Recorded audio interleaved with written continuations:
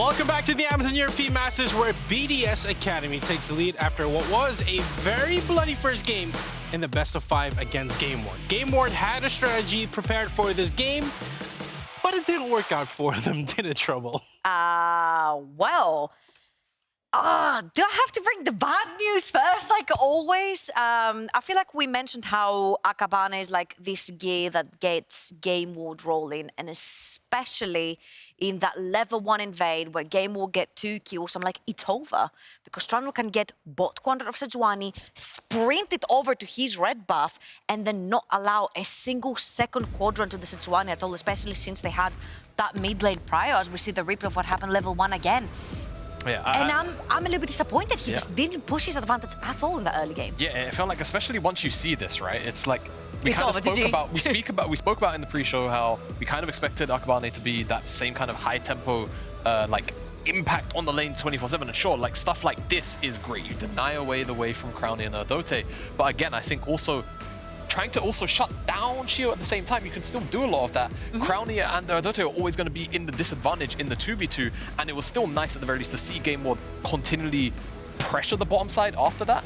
But I felt like the way that they went about it didn't always yield them the best results, albeit we did see a pretty big lead for Innaxe eventually. Yeah, and I get it. I see it. Getting your Sivir ahead is always really good, but you've drafted for a very powerful mid-jungle duo. You've got Trundle, who beats every single jungle 1v1 right now, and then you've got Ari, a really nice dueler in the sense of having a mage with you. You also have a Kali top lane after level 6. You can try and snowball her. So yes, you play through your Sivir, but then your other lanes that can spike at that level 6 got left behind in matchups that were not favorable at all to them. Yeah. Sorry to cut you. It just felt really like they were in two minds with what they wanted to do with the game plan and the draft specifically, which we'll talk about later on, but more like they have two 2v2 solo lanes and then the bot lane, which sure they want to give resources to, which they did, but again, the solo lane suffered really heavily for it. Then something you touched upon in the pre-show, Trouble, is I have to say Demon God, because Adam gets his Aatrox, and again Another solo kill.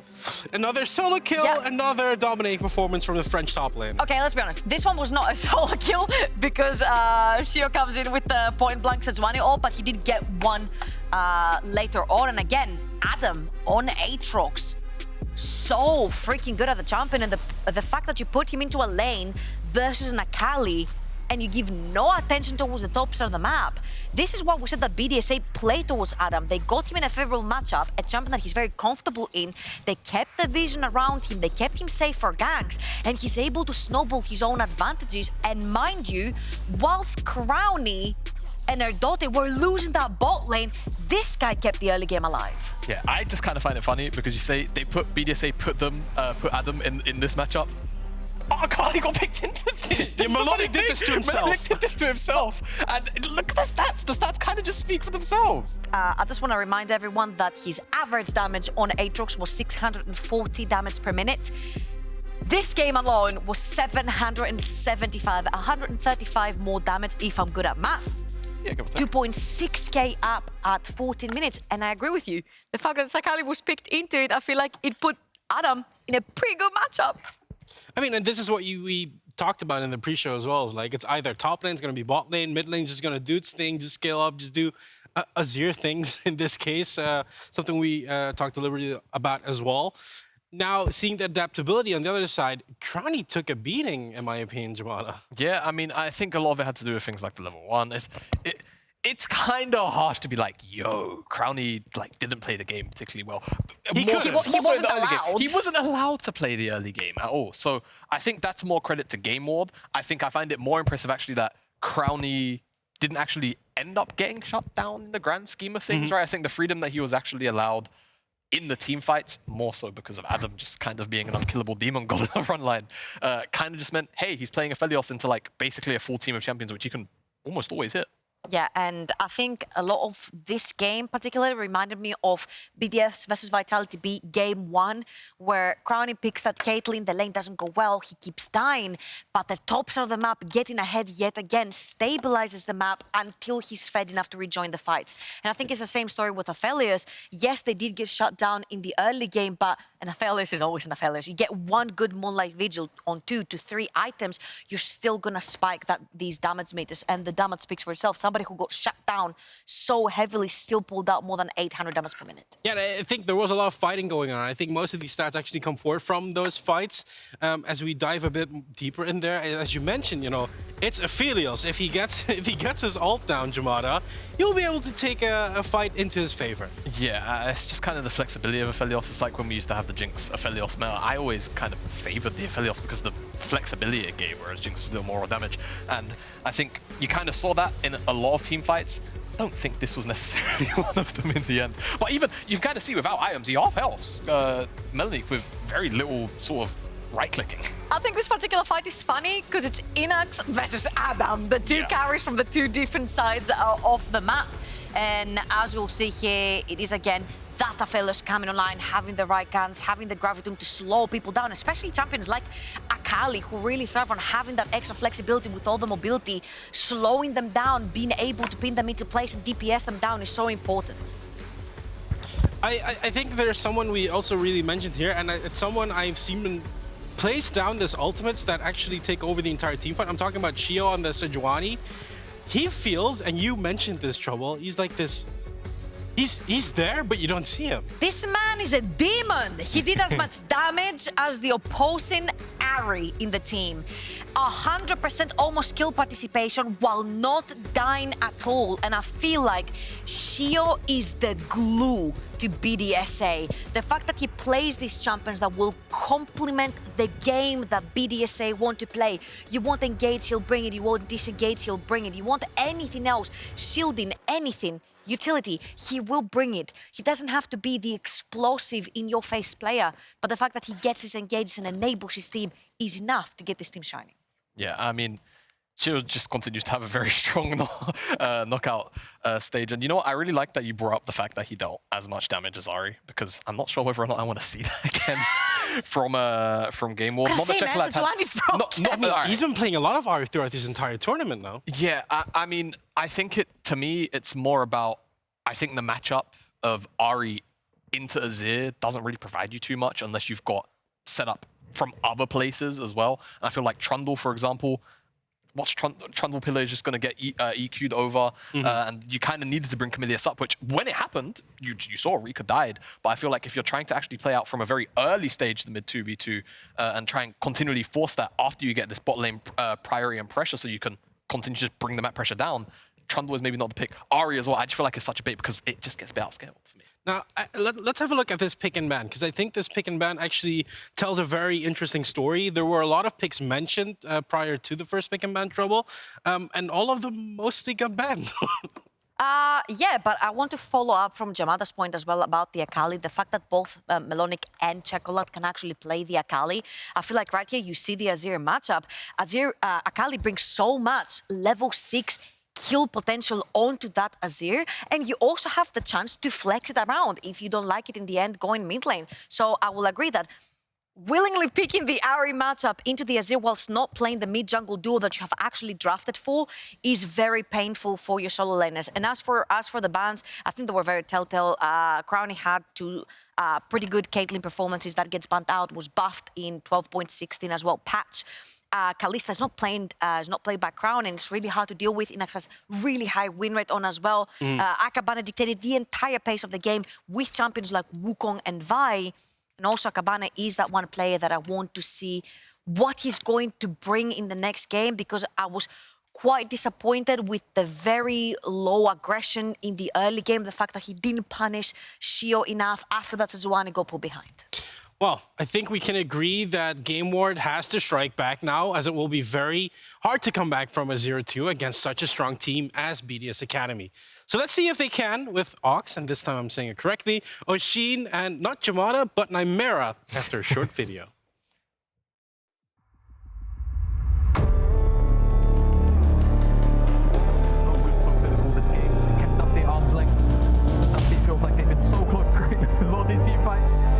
They just can't find the cross. Oh, here we go. The flick back is great. Czekolad is dead, but the Thor ult is better. This Sivir is just 2 down. Favor can't go on this. The stopwatch is fantastic. Just to keep Innaxe alive. Then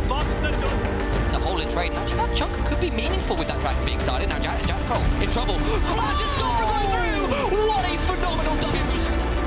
By the Yubi, and somehow X7 are holding this fight together. Melonik flashes forwards, and down they go, one by one. X7 are crumbling. In a 5 as well, they're teleporting in! They want this fight! Oh my god! The Emperor Divine Fatality beam from their lives! Reeker with a quadra kill! Kassim will be going down, an ace for the side of GameWard.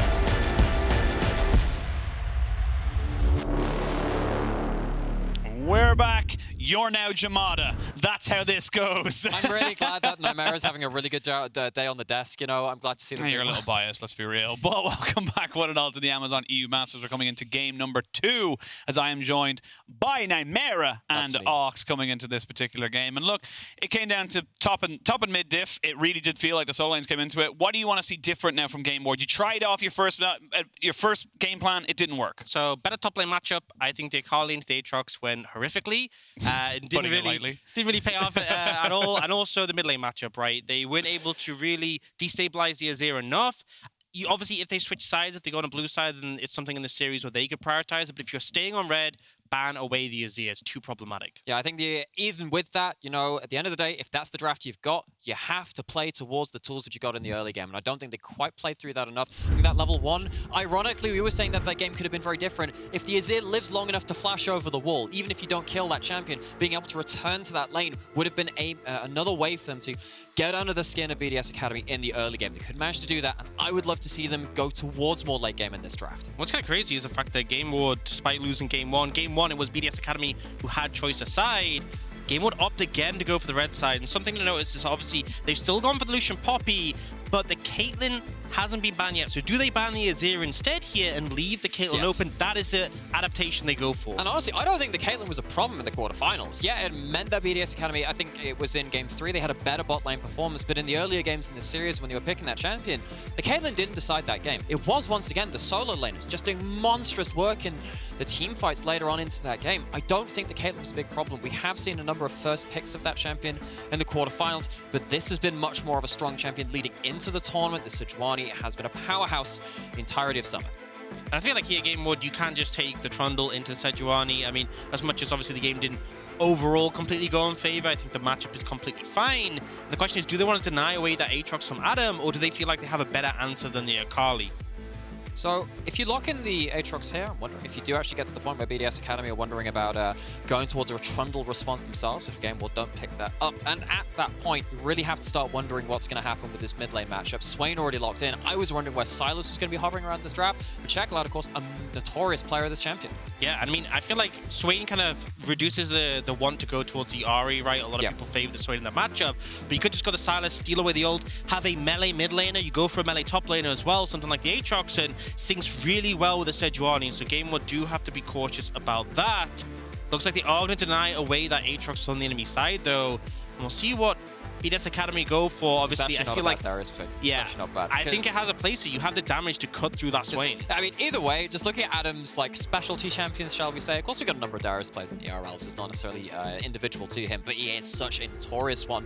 The amount of drain tank on the side of GameWard is just ridiculous with this Swain and the Aatrox, where Darius walks up to you, gets into melee range, and doesn't care how much you're healing because he has enough damage to out-damage that at that point. Having the Sivir to give them target access beyond that, BDS Academy already have another dangerous draft to enable Adam. Yeah, I mean, a lot of tools to allow him, and I think with picks like the Aatrox, like the Swain, if you have an execute that can thin through them, it's about having that DPS available. Like Sivir is also something that offers that. And now, ADC Aphelios answered, so seeing us trade off a decent amount during EU Masters, and we'll go into the second rotation. I think ultimately here for GameWard, I would be thinking Silas is a completely fine ban to take away to trim away that mid pool at this point of the game. Especially since I think on the on their side, they probably want to Trundle at this point. You've got the ability to maybe do a little bit of soft disengage, use that against the Sejuani and the Darius, and just stopping the stolen Trundle coming through if they wanted to pick that would be very, very huge for them. Just Silas also very, very strong in the number of the ultimates in the game right now in the current meta. So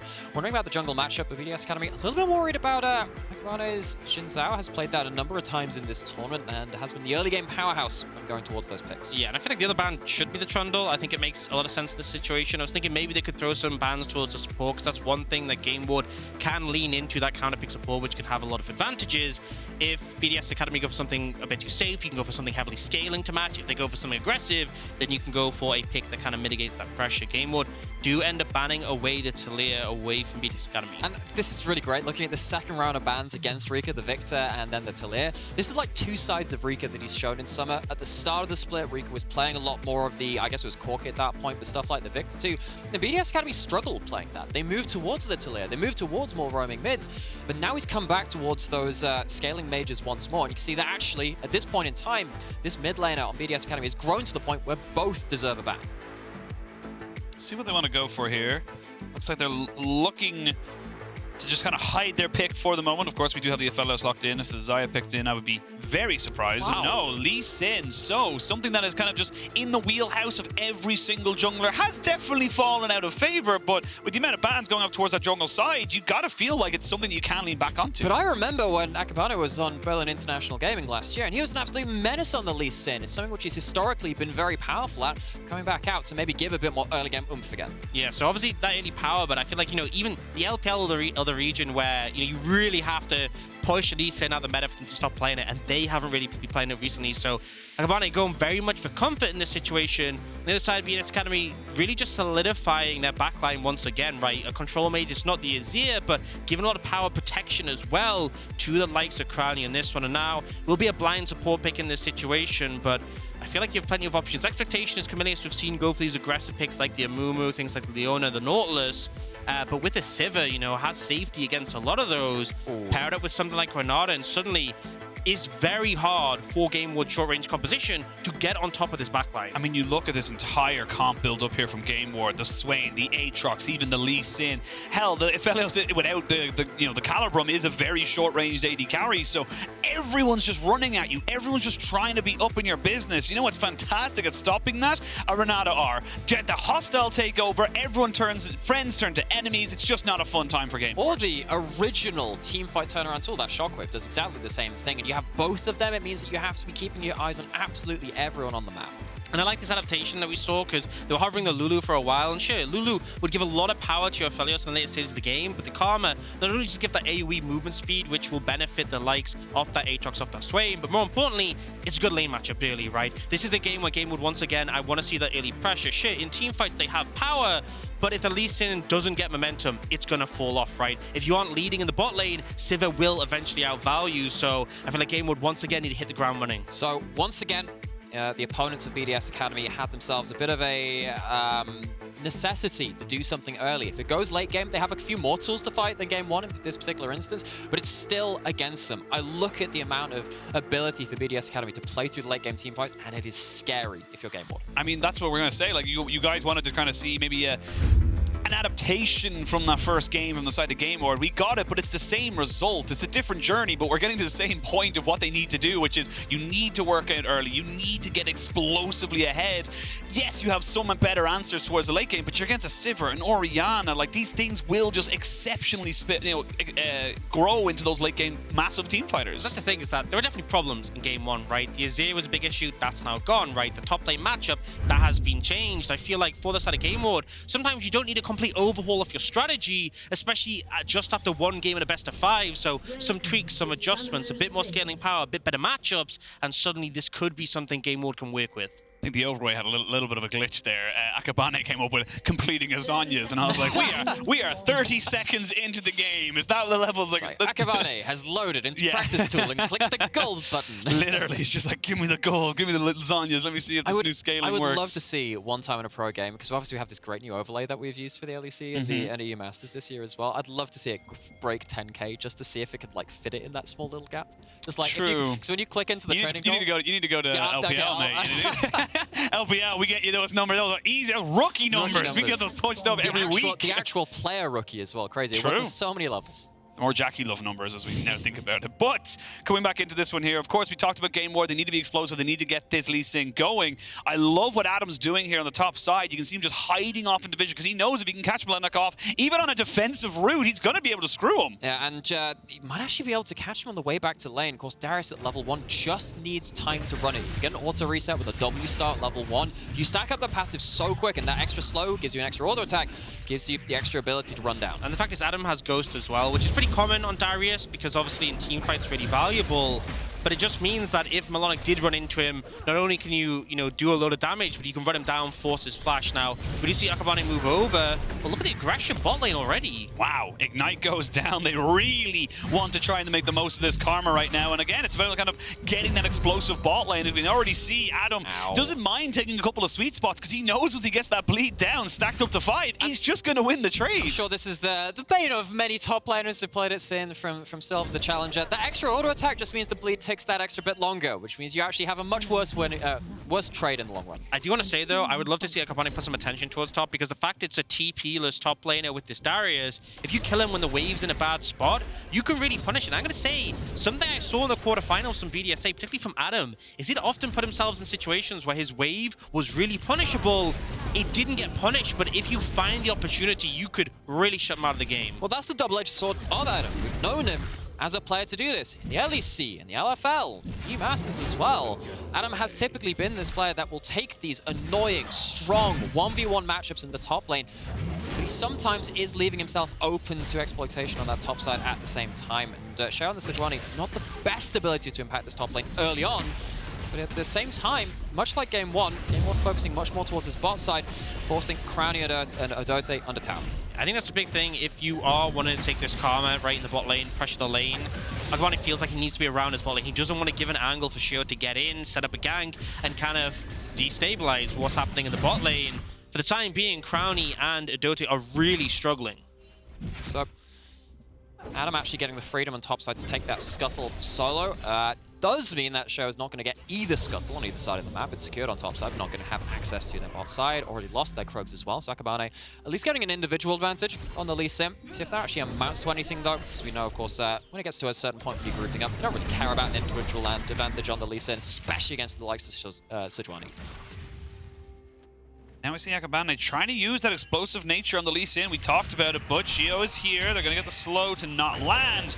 Vision of Empires doesn't hit, neither does the Sonic Wave. And you know what? Sometimes you just gotta throw it out, just in case. I love that line. They're gonna get the slow to not land. Yeah. Nice switch. Caved it. We're professionals on this desk, all right? We've learned the tricks of the trade and how not to get caught out. But speaking of getting caught out, Czekolad needs to be very careful with taking this trade right now because he does not know that there's a Sejuani sitting in the side wings. Yeah, I feel like in one of those moments, you have to respect your opponent and think, okay, Reeker isn't walking right into melee range of me because he's bad. It's because the jungler might be here, so Czekolad needs to play it careful. Well, he needed to flash because he got hit by the second part of the Frozen Thrall, so sadly for him, he's not going to have a flash now for the next 5 minutes. Yeah, tried to finesse it a little bit, blows the flash instead, and now, once again, you have Reeker taking control of this mid lane matchup. It's not the same matchup as the Azir and the Ahri. The Swain has more ability to twin up in the 2v2 with the Lee Sin against this champion, but still, good things starting from the mid jungle from BDS Academy once again. Look at this, like, CS lead now happening in topside. That was with a wave crashing into Adam as well. So this is just showing just how much of a, honestly, top diff it is between himself and Melonik. He's just doing well. And compare this game to the Aatrox counter from last game. Well, it wasn't really a counter. It was the chosen matchup of the Akali against the Aatrox, and it was absolutely getting monstered. Now you're looking at this early on into this game, Darius taking control of that top side, giving BDS Academy a lot of ability to just look at that one side of the map and say, it's fine. And the thing is, Adam is so confident, he pulled the wave out to freeze him for the tower. Now Melonik is overextended. Akabane isn't coming down to help. If we see Sheo get in, he is going to get spotted on the ward, so Melonik should be okay. But I was going to say, like, if Adam gets on you, the passive is so easy to stack with the auto reset, and you're just dead, so... Oh, there we go. Apprehend with the flash in. They're going to be able to get the CC down. Melonik's going to try his very best, but you are being mauled and manhandled first blood. And that was on a ward. That was on a ward. It was just flash in, use your summoners, and Melonik goes down. Now they are going to be able to teleport back to that lane, but Adam has already spilled blood in that top side, and We've seen a number of games in this tournament where one mistake in your wave state topside, one bad trade on topside can pretty much end your top planer's game at that point. We saw it from Scarface on Unicorns of Love Sexy Edition in the group stage, end the game versus Giants by one mistake in that Renata versus Sejuani matchup. And in this similar one, a strong early game matchup, Adam looks at Melonik and just outplays. Ooh, flash has to be used there by Erdote, doesn't get hit by the Sonic Wave. They are trying to make stuff work here from GameWard on the bot side. And again, they're trying to work to their strength. They know that this, kind of support jungle combination, we saw it in game 1, it works very well, but it's not really where your win conditions lie. I feel like having, like you mentioned earlier, Ox, having that Aatrox get ahead of the Darius was just far more valuable because of that lack of some TP on Adam. But at the end of the day, you've chosen your course of action, and you should commit to it, right? You've got a significant lead in the bot lane. He's got ult, though. He's got ult. They do have a shockwave available should they want to go first, so Sheo actually backs himself away. They don't know exactly where it is. Down on the bot side, though. Kamilius did flash in and get himself a kill, so Crownie underneath the tower just has to back himself away, and it looks like GameWard said, cool, thank you very much, we'll take that trade. GameWard are really, really forcing it to bot side. Stolen! Sheo gets it. Sheo even gets a kill over to his mid laner, and will he be able to get out? That's the big question. Oh my lord, he is. He's going to be able to get away with highway robbery. Innaxe trying his very best to turn something back, but it's just not going to be able to work. And Crownie popping the spell shield, but just a little bit too late to stop the first activation, and a little bit too early for the second. And it's honestly a disaster, because when your bot lane is this far ahead, you should be securing the dragon, but the fact that Akabane goes down and it's stolen away, this is so painful for GameWard. And GameWard have put so much emphasis on putting this bot lane behind. In game 1, every bit of jungle attention really went towards bot side for the majority of the game. In this game as well, they've been putting pressure down there. Akabane very early into that bot side, setting up the Karma Aphelios for success. But when they're in lane here, they're not here for this dragon. Remember, dragons, hard to kill, do more damage in the early game. That was one of the big changes from the buffs which dragons got. And the 5 HP is sadly not 0. Yeah. And they don't even get out with a kill. It's always a rough one, and even just mentally as well when you're thinking about it. Junglers always want to try and win those smite fights to get that mental edge, not going to get it. But now you get to play on the side of BDSA to your strong side of the map. You get to turn around and go, cool, we're going to play around the Herald, because guess who's on top side? Darius. Yeah, and I mean, he is pretty scary, but I will say, despite everything, Melonik has managed to sort of stabilize the lane a decent amount, right? Only 7 CS down now, still at a deficit, but now they're looking to contest here. This is rough. Czekolad is here, though, and they've got kamilius coming in as well, so it is going to be a trade of a trade, so GameWard able to leverage themselves a little bit more around the map. And this is the thing, right? We had the changes to Herald where I was like, okay, we'll buff Herald, that'll help top laners. No, the big thing with Herald, it's not about top lane, it's about which bot lane moves first, and kamilius was there. 4v3, BDSA have to back away, Herald secured for GameWard, so sure, they didn't get the dragon, but they still got a good objective. Yeah, there are a couple of champions which just love fighting around Herald for the sake of it as well. Stuff like the Swain, actually very good. Wukong's another champion that's very good around that. Anyone with big AoE ultimates, I tend to find love those moments. Chase down with them too. So GameWard still have some power around that top side, especially around those ultimates. So even with the Darius becoming a little bit of a scary fellow up there, it's still enough to dissuade BDS Academy from taking down that second neutral objective. And we wait to see where this laning phase kind of takes us right now. It is only a couple of 100 gold either side, actually not even, to be perfectly honest. There's advantages to the top side for BDSA, there's advantages bot lane for the side of GameWard. They did trade back the Herald, so GameWard have got the next push, if you will, with that Herald. They can choose which side of the map they want to put it into, maybe in 2 minutes time when that Herald or that Dragon spawns. Erdote, this is the thing, yes, the Renata is an exceptionally powerful champion. You are so squishy right now. If you get down to execute range, you're going to die. And a big thing is, often we saw a really strong duo was the Calista Renata, right? The safety net available isn't present here, and Erdote is just being capitalized on now. Bit of a contest, and he didn't have smite. He didn't have smite. He didn't have but it's smite. still painful to lose. Obviously, it's not as big as the dragon, but lose something again. It's not a smite fight, though. Yeah. That's all that matters for Akabane. He didn't lose it. He chose not to commit fully to it. But speaking of committing fully to it, GameWard now know that Crownie doesn't have a spell shield, and they're going to get a kick back right into the waiting orders. But there's going to be the Berserker going in. They're going to try and kick Czekolad and Akabane to move around their team. Reeker TP's bot side. Has got the shockwave in hand, but not going to fully commit to it. Akabane trying to be sneaky with the flash kick, but at the end of it all, they just burn a lot of ultimates. Yeah, but fantastic job from BDSA to manage to defend against that play, because if that went successfully for GameWard, Herald gets slammed down, tower would get taken. We even actually see Adam taking the moment to roam down towards mid and push the wave in, so really, it's just BDSA covering all the boxes, making sure everything is going smoothly. Reeker just pumping up the DPS numbers, goes, yeah, it's not going to be a fight for a minute or two. I liked how Innaxe and Kamilius were just like, does it kill us? And then like walk back from it, it's like, no. It's like, all right, we're fine to soak this then, it's all good.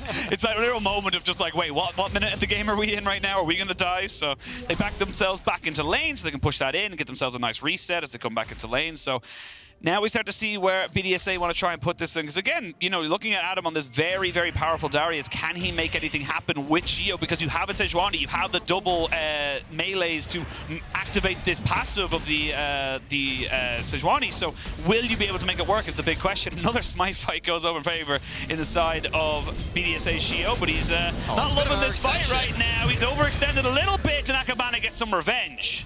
Oh, third time you steal away something, right? That's the point where Akabane really gets annoyed now. Adam! Oh, another get over here. Adam flash and goes in.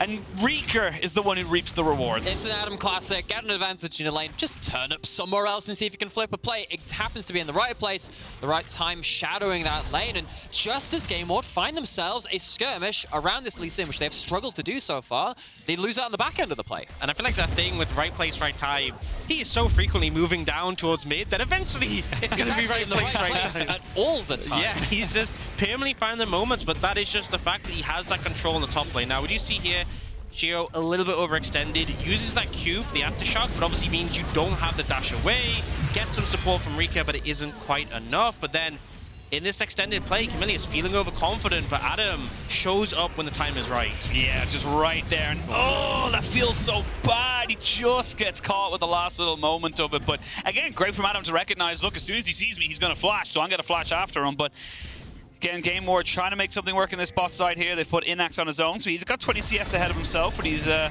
little bit of a level advantage as well, as Crownie takes a fair chunk of damage there. They don't quite have a moment to go for something. Maybe if that Moonlight Vigil had done some significant damage to Crownie, they could have dove, but they still have the push in this bot side.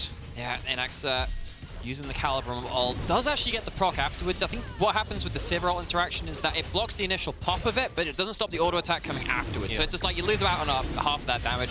Still means that Crownie is stuck on a turret, is under a third HP, can't fight for the second dragon, and the Sheo's in the area. Not sure this is going to be a steal Surely this not time. a fourth time. Surely not. Hey, fool me twice, 3 times shame on you, 4 times shame on me, all right? So Akabane making sure that he gets that particular objective for his team, as we do start to see mythics being completed now across the board. For BDSA, it's the Triforce for Adam. I was very, very curious to see which way he would go for it, see if he wants to go for the Stridebreaker. No, he wants to go for full lane and 1v1 dominance. They're going to say, look, whoever I find, I'm going to kill. And of course, you've got the Iceborne Gauntlet and the Leandri's Torment. On the other side, though, you've got the Gorge Reeker and you have the Gale Force for Innaxe. So Innaxe is on that little bit of an assassination mode, the little power spike for the Aphelios. Because what happens with the Aphelios is that once you hit level 6, while you may lose out in range or in wave shove to some AD carries, you get to control lanes by sheer kill threat. That's what happened in the Aphelios Jinx matchup in spring. You hit level 6, you're like, right, okay, one item, let's start killing some folks.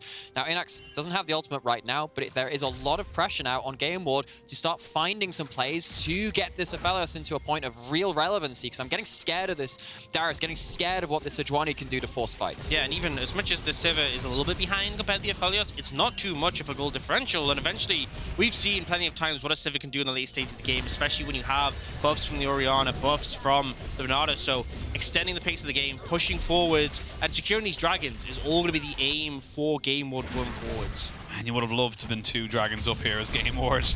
Sadly not to be. Shockwave hit on the Czekolad, but Sheo can't fully commit to that, but they will get Demonic Ascension coming out, as we do have, you see on the top side of your map there, Adam moving in towards to try and maybe hard force something here, because this tower, half HP, but very difficult to really make this one stick onto the tower when you have got so much wave clear. But what I'll say is that Czekolad is again really struggling in this mid lane matchup, right? Game 1, the Azir and the Ahri, not the most favorable matchup if you don't get that jungle pressure coming in, but here with the Swain, you know, a pick he's been so confident on, gets his ult forced by Reeker, was 2 levels down before he got that level up in, and is actually down 25 CS. And compare that to the quarterfinals against Tempt from X7. Now, Tempt has been one of the better mid laners in the ERLs, had a very good reputation of him, and Czekolad just put that just to bed in quarterfinals. Really wasn't contested.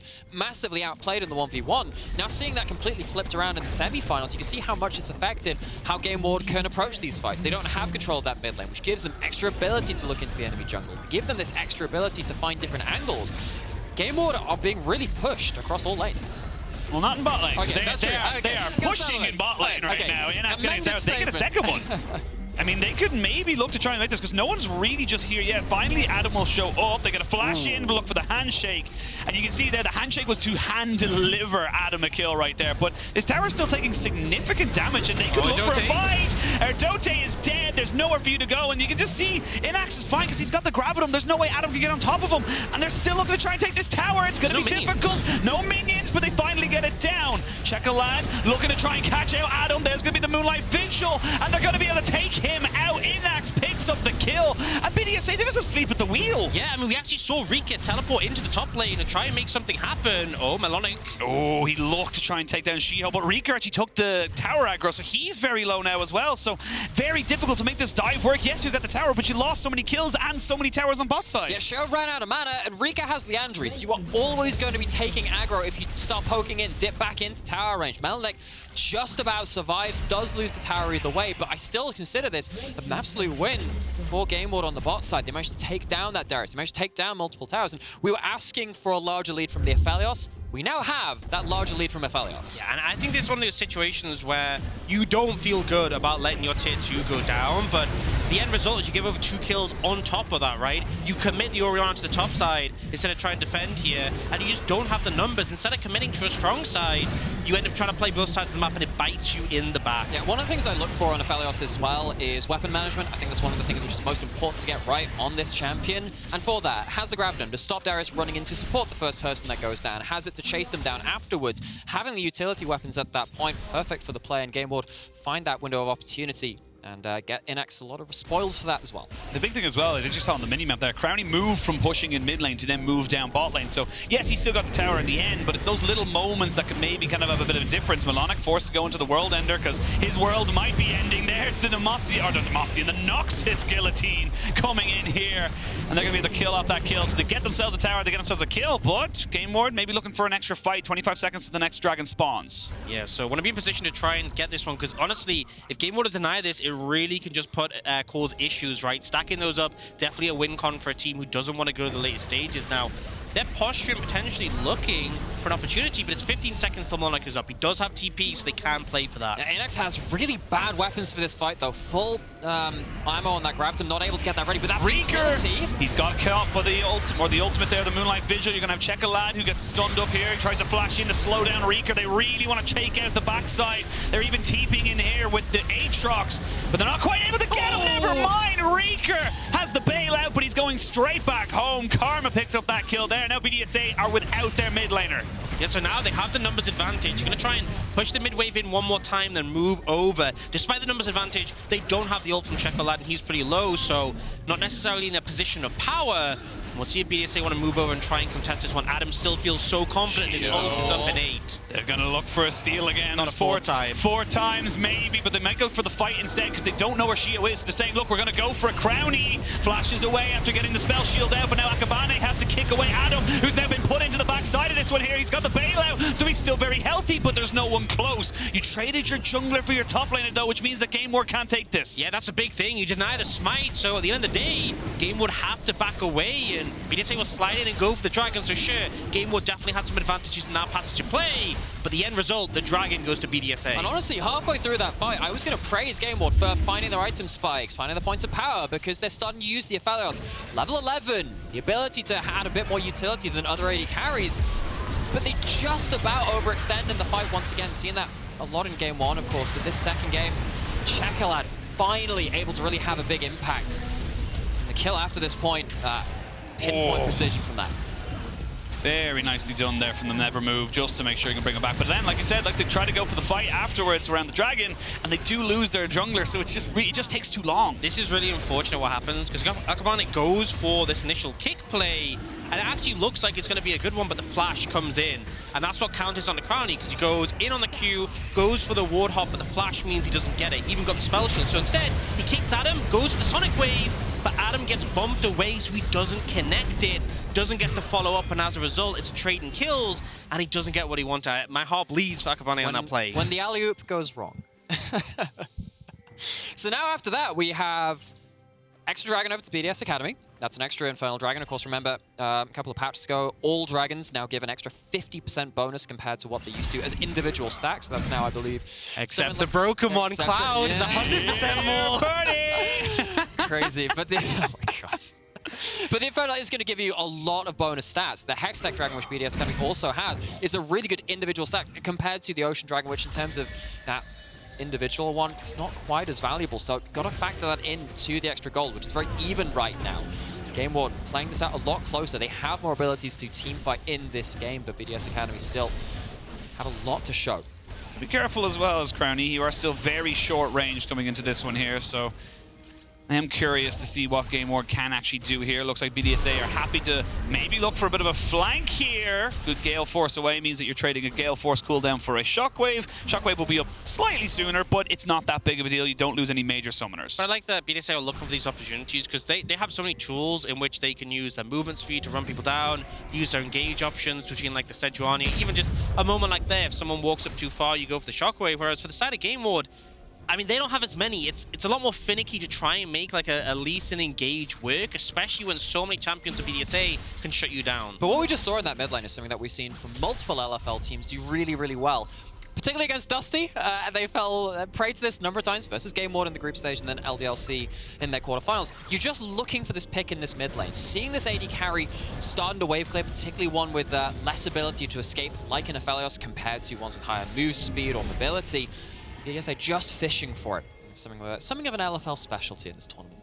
Interesting enough, actually, we're not seeing the Czekolad Imperial Mandate alongside the Rylai's Crystal Scepter, actually going for the Leandri's Torment. So recognizing that he needs maybe a little bit more damage to try and take down these tanks. And again, just kind of giving them more damage threats throughout their team. Yeah, I think Leandri's makes complete sense here when you're into tanky champions, you're the only AP threat in your team. Mandate was very popular when Swain first came in the meta, particularly in the LPL, but I feel like you want to be a consistent damage force for your team, especially when like both teams have so much AoE damage to be layering down. And particularly when you are dealing like for like in terms of champions, it's a bit of a damage race. Innaxe forced to flash very early into this fight. He dropped down the Crescendum and realized he was definitely not in the position to be able to use that. Another flash has been burnt there, that time by Akabane, who's not going to have a flash kick again. And all it cost was a little bit of posturing and just the ultimate there from Sheo. So they're coming out trumps. And the thing is, it's a dragon in a minute 30, right? You've just been Lee Sin's flash, one of the best tools for finding access onto this backline, and Innaxe, this Aphelios' flash, which is one of the best defensive tools for GameWard, so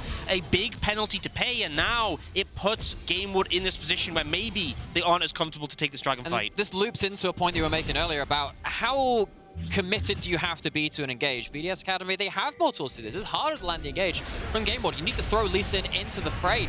Now seeing a bit of There we go. They're going to apprehend Innaxe, and he's already taken out. They're going to be able to try and cut off some of the escapes there with the ultimate from the Renata, but another good shockwave means that a double kill goes over to Crownie, and those small little moments lead up to massive advantages for BDSA. Remove the defensive tools, punish in the aftermath after that point. BDS Academy, very decisive about that play.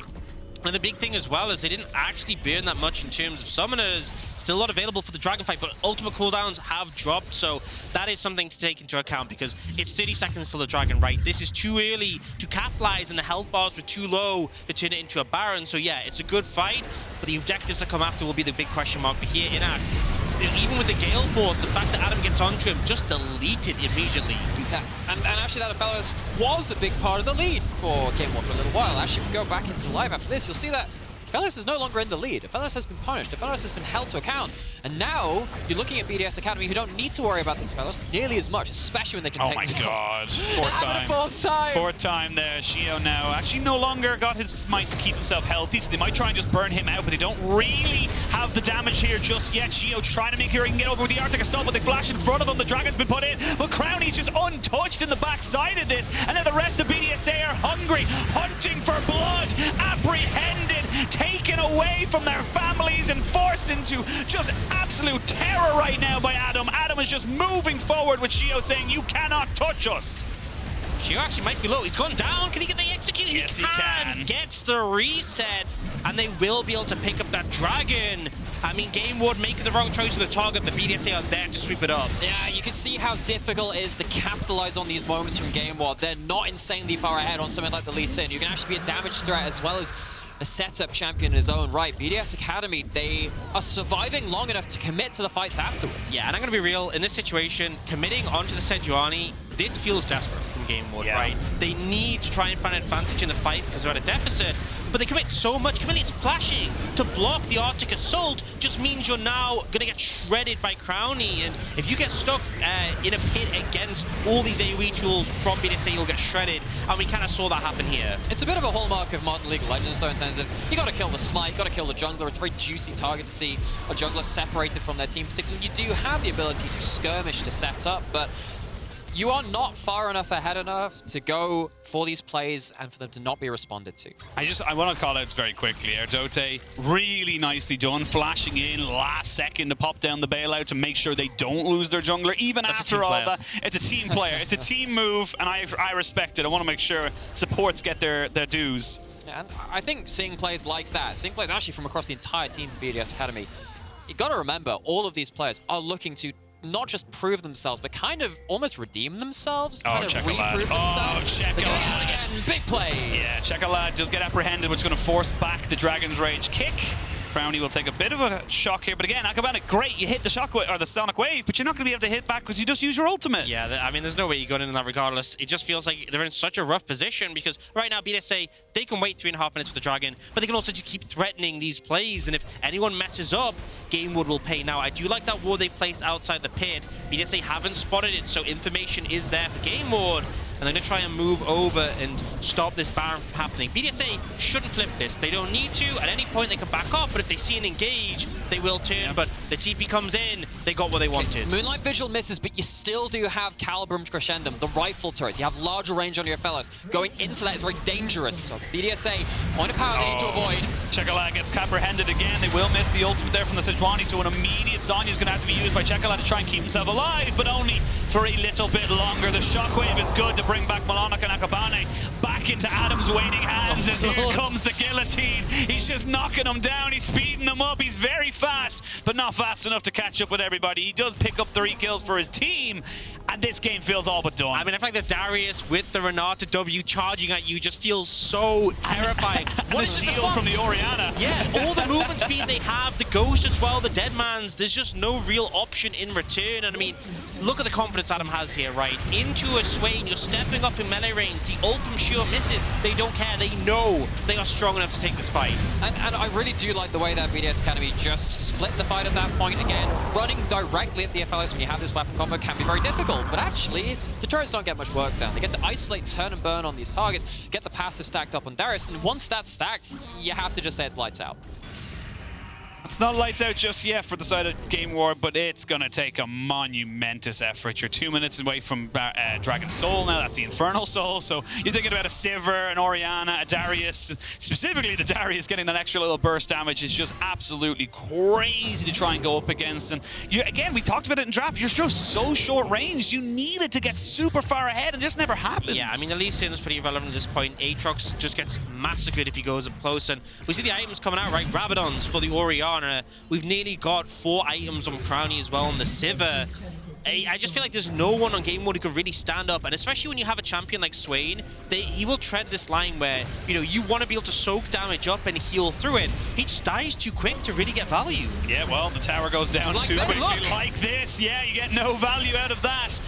And that means that the Swain shall be doing nothing more in this particular fight. Innaxe trying to flash away. Sheo is just unafraid. He's got everyone at his back. There's a hostile takeover to make sure they kill absolutely everyone. And BDSA, they don't want to lose any game at the Amazon EU Masters. No, this is zero mercy, zero holds barred. BDS Academy continuing on their momentous run. They should be able to finish this one up very nicely. We'll lose Crownie to a fountain dive, but 2-0 on the day. They are just peppering up the damage numbers. They are making sure they have the whole party. Come on, Baron minions, get in the picture. We want you here for the party. And that was convincing, if nothing else. Yeah, I feel like at this point, I mean, BDSA looked fantastic. We knew coming into this, it looked fantastic. We knew coming out of the LFL season, despite the fact they didn't win, it was close. and we expected them to look fantastic. But GameWard in this series, I feel like game 1, you know, they had a plan that we didn't feel like the draft really set them up for. Game 2, it just felt like it was a similar plan with some tweaks, and again, it's not working. I feel like you need a full overhaul at this point, but you lose one more game and you're out. Yeah, and I was fairly confident coming out of the quarterfinals, the winner of BDS Academy versus Vitality B would probably inherit the title of favorite of the tournament, particularly when LDLC showed some flaws which maybe some people weren't expecting of them. Now, there was a bit of contention in that, but you look at these games, you look at how dominant that quarterfinals is, you can very much understand why that is starting to become a bit of a prevailing theory at this point. Now, we haven't seen teams really contest them on that scaling. I think there should be a ability to really just kind of change up that game plan. But if that doesn't happen, they're just going to keep going on like this. Yeah, I mean, it's just kind of... They refuse to lose. They just refuse to lose. Sorry, we locked eyes. You just stared at me. This is the thing. You two cast each other so much. I know. I just feel like there's something happening. You were talking, I was listening, and then all of a sudden I was just like, wait, we're locked. And he just nodded at me, and I'm like, okay. I was like, how are you getting on? Anyway, what a showing so far from the side of BDSA. They are still remain unbeaten as it gets really complicated today for GameWard. Coming up now is a small break. Stay tuned, and he might get some eye contact.